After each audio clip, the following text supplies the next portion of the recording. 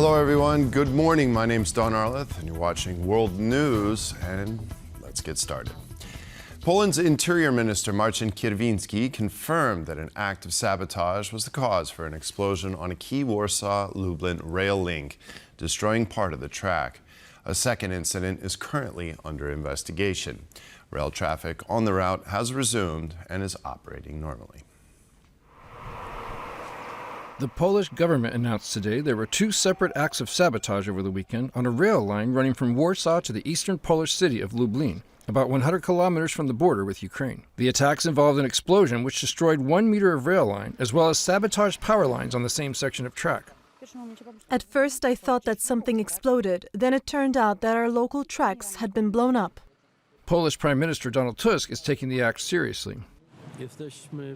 Blowing up the rail track on the Warsaw-Lublin route is an unprecedented act of sabotage targeting directly the security of the Polish state and its people.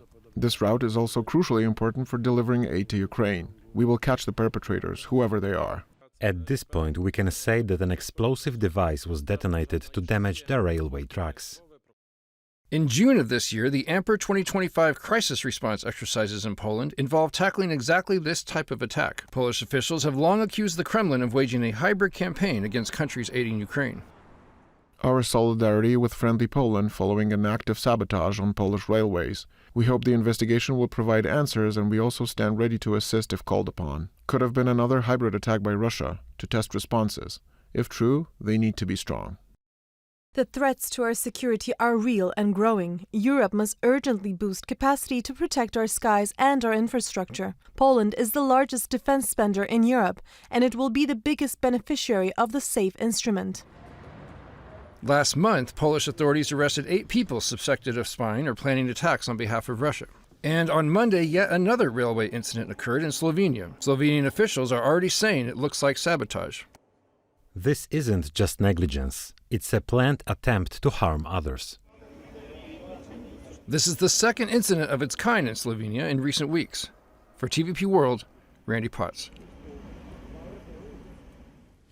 And Polish Prime Minister Donald Tusk has called a national security meeting, which is about to get underway later this morning. We'll inform you when that happens. Of course, they're going to try to determine the appropriate response. Now, sabotage in Poland over the weekend adds to dozens of incidents of hybrid attacks across Europe, highlighting the continent's vulnerability.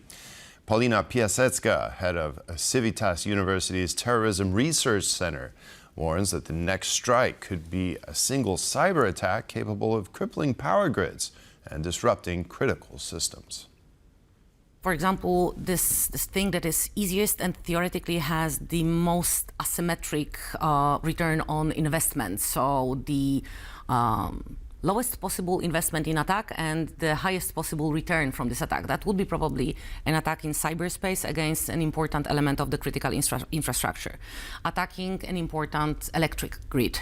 Attacking a crossroads between important transfers of energy flows in the region, causing blackouts. The blackouts, electric blackouts, it's not only about the fact that we don't have the access to Instagram and can't look at cats on Instagram. It's also about the hospitals. It's also about Critical infrastructure. Yes, and it's also about the lives of people who are dependent, for example, on life support. It's also about the communication. It's about so many things that are dependent on computers, which are dependent on electric energy to function. So that is what I would look at. The diversion by creating kinetic attacks, but also very, very subtle and quite often very directed attacks against the critical infrastructure in cyberspace. Despite the tensions with the Lukashenko regime and migratory pressure on the Poland-Belarus border, Polish Prime Minister Donald Tusk has announced that 2 border crossings have reopened. The resumption of activities at the border crossing comes at a time of heightened hybrid warfare, especially over the last 48 hours in Poland. This was the scene last night at one of the newly reopened Poland-Belarus border crossings. After months of tension, Poland has reopened 2 major road routes, one in Dobrowniki and another in Kuźnica, adding to another crossing in Terespol that had remained partially open. Why now? Well, Prime Minister Donald Tusk says Poland's confident in the upgraded security along its eastern frontier. This is the safest, best guarded border in Europe today. I am convinced of this. And this is why I decided, in consultation with local authorities and entrepreneurs from the Podlasia region, to reopen these border crossings.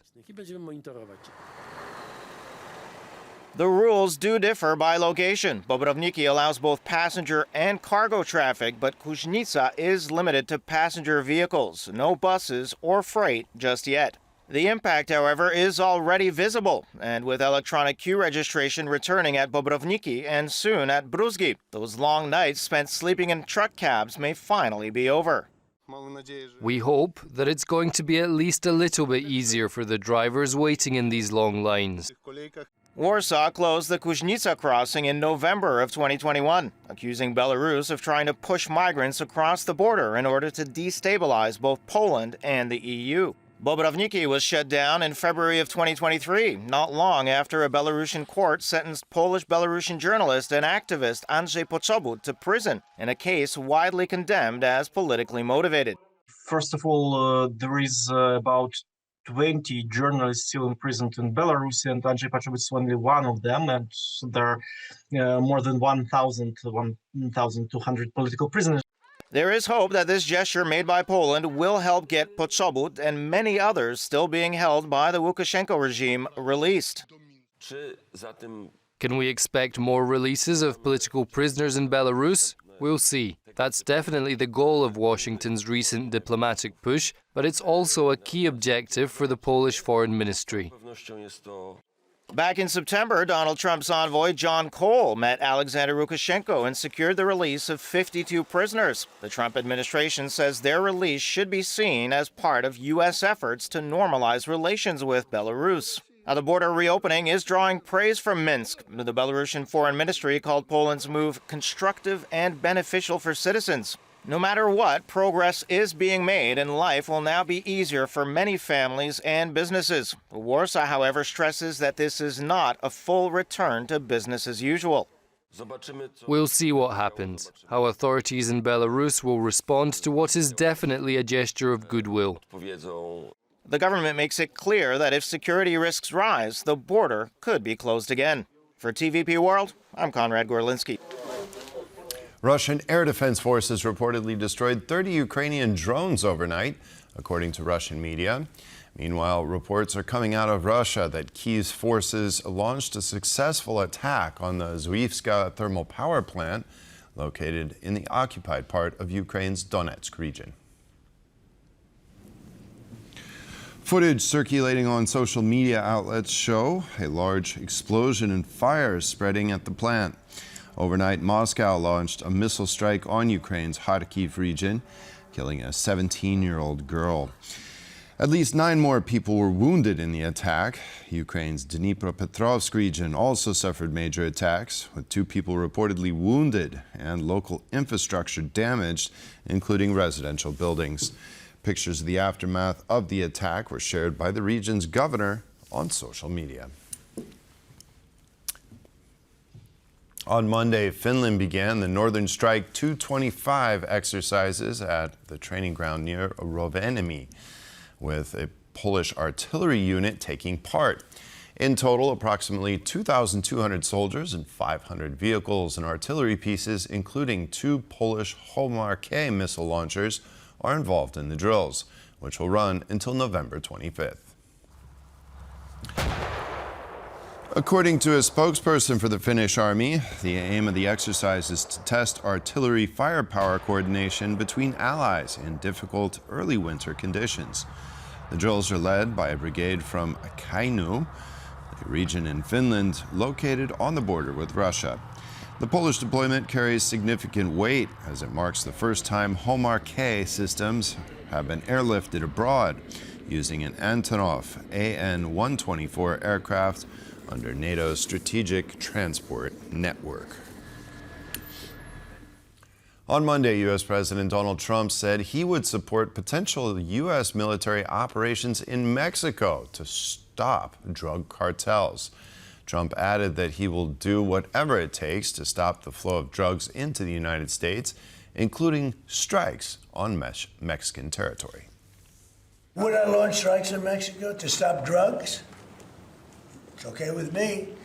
Whatever we have to do to stop drugs. Mexico is, look, I looked at Mexico City over the weekend. There's some big problems over there. They're killing our people. That's like a war. Would I do it?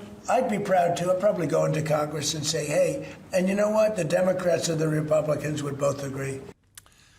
The UN Security Council has adopted a resolution supporting U.S. President Donald Trump's peace plan for the Gaza Strip. 13 countries voted in favor, while China and Russia abstained from the vote.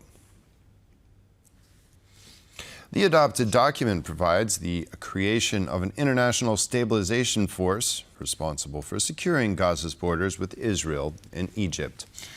The new ISF will ensure that the safety of civilians and humanitarian zones, as well as train and cooperate with the new Palestinian police force. The resolution states that with the demilitarization of the Gaza Strip, as well as reforms of the Palestinian Authority in the West Bank, the conditions for a credible path to Palestinian statehood may finally be established. On the other hand, Hamas rejected the proposal for disarmament contained in the U.S. resolution, arguing that it would violate its rights to defend itself. In a letter addressed to member states, European Commission President Ursula von der Leyen urged the EU 27 to swiftly reach an agreement on how to fill Ukraine's financing gap over the next couple of years. Our correspondent Alex Cadier has more. Well, the European Commission President Ursula von der Leyen laying out what the options are to fund Ukraine's massive financing gap. 135 billion euros will be needed to sustain that country over 2026 and 27. Those three options. 1, member states giving more of their own money directly to Ukraine. 2, member states getting together to borrow money in a common pot like they have in the past to support their own defense and the defense of Ukraine. And option 3, that much discussed reparations loan. It would be a loan using Russian frozen assets held here in Belgium, which would amount to 140 billion euros, plugging that gap. But there is a problem with that. Belgium and others are reluctant to sign off on that because they worry about legal risks. Belgium worries about being sued by Russia and turmoil on the markets. Ursula von der Leyen says that there is a risk if the loan is seen as a confiscation, wrongly seen as a confiscation in her eyes. And she says there are no easy options, but they have to fund the future of Ukraine's defense. Some member states, notably Hungary, may be skeptical about funding Ukraine at all. The European Commission President saying very clearly that whatever Europe does to bolster Ukraine's defense in the next decade will also ensure the defense of this continent over the next century. In Brussels, I'm Alex Cadier for TVP World. Now for some good news, and on a much lighter note. Poland has defeated Malta 3-2 in the World Cup qualifiers. The Polish national football team has finished second in its group and will compete in the playoffs for a spot in the 2026 World Cup, hosted by the United States, Canada, and Mexico. Poland had already secured its spot in the playoffs ahead of yesterday's game in Malta. The result of that match, however, was important for positioning in the next stage. Poland's performance was disappointing, and Malta was close to making an upset. Polish footballer Piotr Zielinski scored the winning goal in the 85th minute. He said after the game that Malta was able to surprise Poland with its passing and offensive skills. Now the Polish national team can focus on the playoffs. Its next rivals in the fight for the World Cup qualification will be revealed at a draw this Thursday. And that concludes this edition of World News. Do stay with us for more here on TVP World.